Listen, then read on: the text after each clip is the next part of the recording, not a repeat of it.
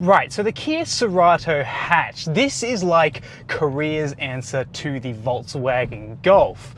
Now, the biggest issue I have with the Volkswagen Golf in 2021 is that it's taken a massive price hike. Now, what the Kia Cerato offers now is pretty much a very strong Golf alternative, but with more features than you would ever imagine for the price point for the equivalent German rival, and decent performance too. This is the range-topping 2021 Kia Cerato GT, and let's find out if it's worth buying instead of going for a Volkswagen Golf. Now let's talk about build quality. It's actually a really strong point for modern day Kias. Everything's really well put together. Yes, there are some like scratchy plastics here and there, but in the GT at least, we have some nice soft touch plastics up on the dash. We've also got nice leather seats. We've also got leather trim on the doors, and we got, so yeah, there's some scratchy plastics down below, but that doesn't mean it's poorly put together.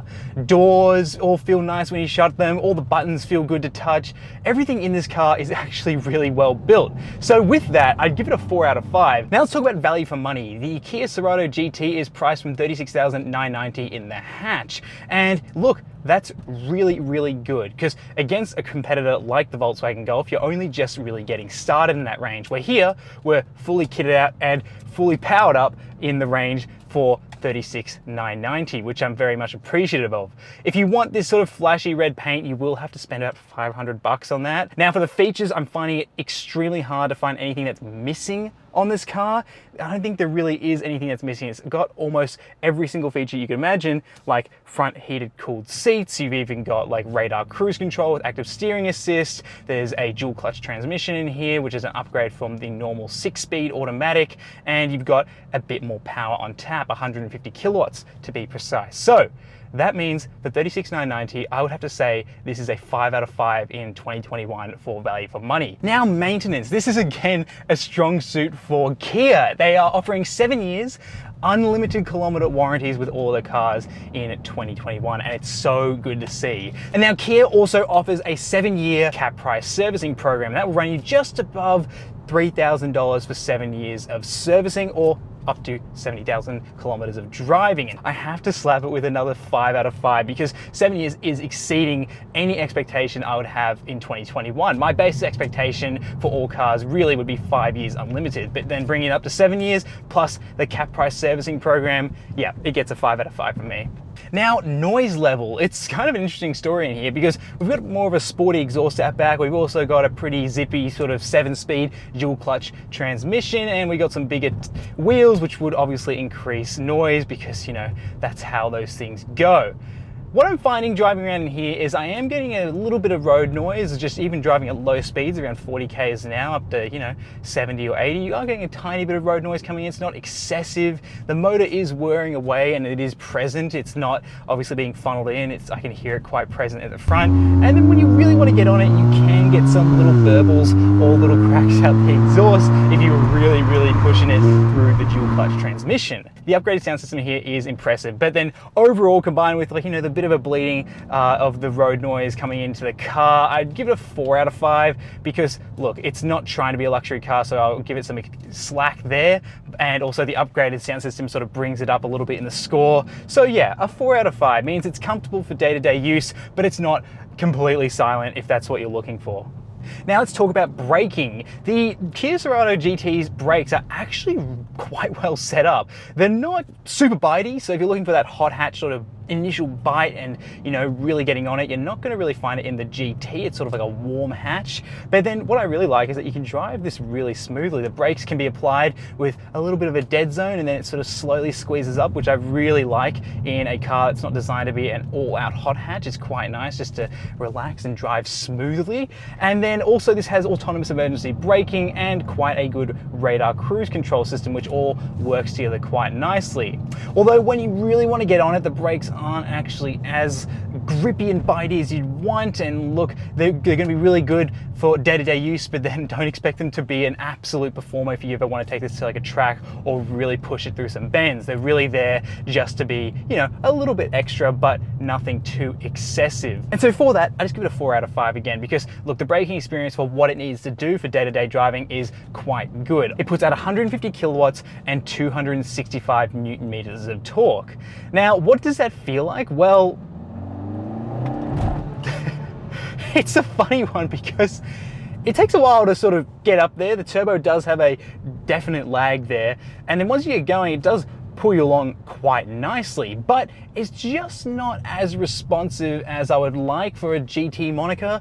And then also the slight disappointment is this didn't really get a big power bump from the pre-facelifted version, which would have made it a little bit more exciting if we saw a couple more kilowatts come out of this motor, and also maybe a bit more responsiveness. It's just like when you're just driving in normal mode and you put your foot down, there is just a slight delay there, and it's just not giving me that low down torque that would make this a little bit more fun to drive around town, because it is sort of a bit more on the heavy side because it's a larger hatch. Now, if I put this into, say, sport, for example, and then I pull back on the paddle to give it a bit more of a instant response, you do get it. You do get a bit of more response through that way, but I'll leave that for the suspension and handling section because that's when that's more relevant. In the actual acceleration and performance mode, it's just shy of being a bit more impressive for the price. Look, it's going to be really good. I think the power is adequate. 109 kilowatts per ton is more than enough for the daily grind, plus a little bit of fun here and there.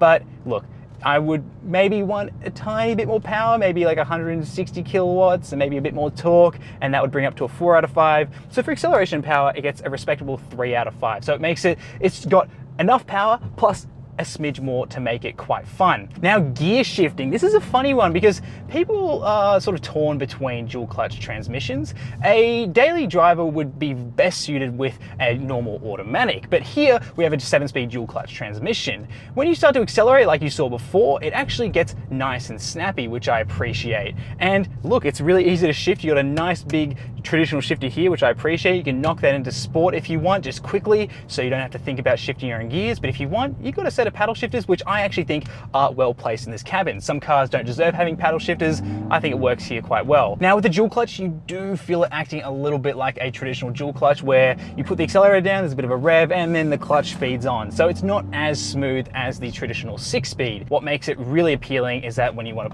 to, pull down on a gear and give it some,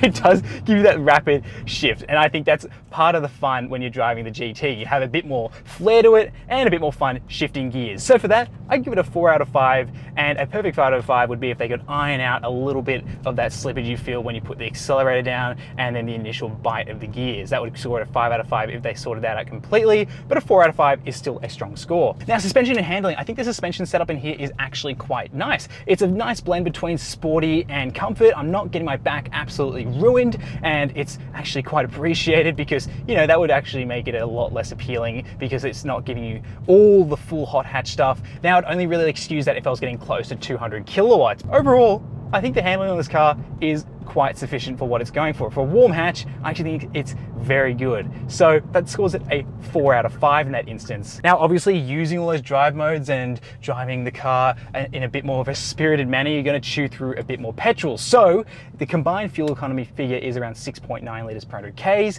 and to fill this up from empty is quoted around $70 per tank, depending on how expensive fuel is that week. So I've been averaging actually as high as 11 litres per 100 Ks. So with that, because it does get on the thirsty side, I would give it a 3 out of 5. Obviously, to improve that, I like to see it come down a little bit more. Probably would be better if you were to go, keep it in eco or normal or something like that. Now, interior design, what do I think of it? I actually think it's kind of a little bit bland. That's not the worst thing in the world. It's actually really easy to navigate, and I think it's all very good, but it's nothing too exciting like, say, the i30 sedan. I think it's very good at doing its job, but in terms of extra flair, the GT steering wheel and the GT seats are really the only things carrying that interior. The interior design, I would give it a 3 out of 5 because there's nothing too crazy going on here, which would make me appreciate a design a bit more, but look, it does the job really well. So 3 out of 5 is good for a daily driver. Now for boot space and comfort, you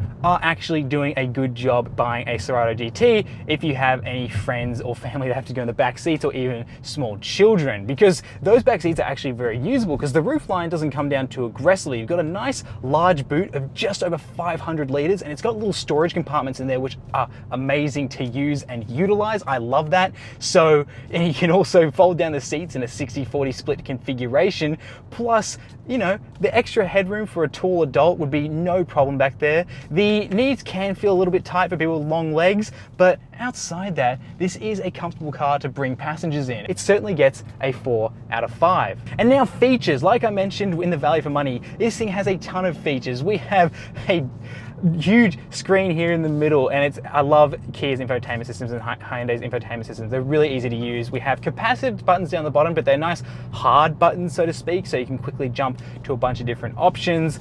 We have, you know, wireless charging. We have plenty of USBs and 12 volts around the cabin. We obviously have an upgraded sound system. We have the dual clutch transmission. We have the upgraded motor. We've also got upgraded wheels. Got a sports exhaust, you know, dual exit with a bit more rumble in it. We've also got the drive modes. We've got heated and cooled seats. It's pretty well kitted out in here. Overall, the features you're getting for mid $30,000, you know, I think it is quite a good value proposition. And for those features that you're getting for the price, it scores a 4 out of 5. Now that brings me to the total score of 3.9 out of 5. And that brings me on to the question of, should you buy a Kia Cerato GT hatch? Now look, I'm a big fan of this car. It's not the most exciting car when you think of exciting cars. You're going, oh, it's not, you know, a German Volkswagen, or it's not, you know, a performance hatchback in the way of like a traditional hot hatch. But what it is a great example of Kia's progress. And so with that said, thank you so much for watching. My name's Cameron. Make sure you're subscribed so you don't miss out on any other car reviews,